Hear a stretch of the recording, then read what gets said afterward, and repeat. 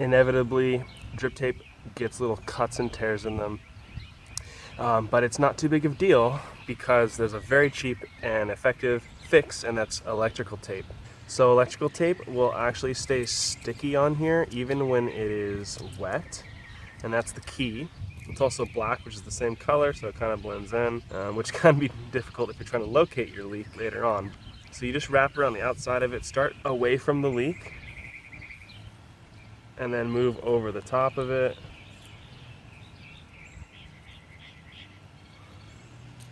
And come back, making sure to wrap it really tight the whole time.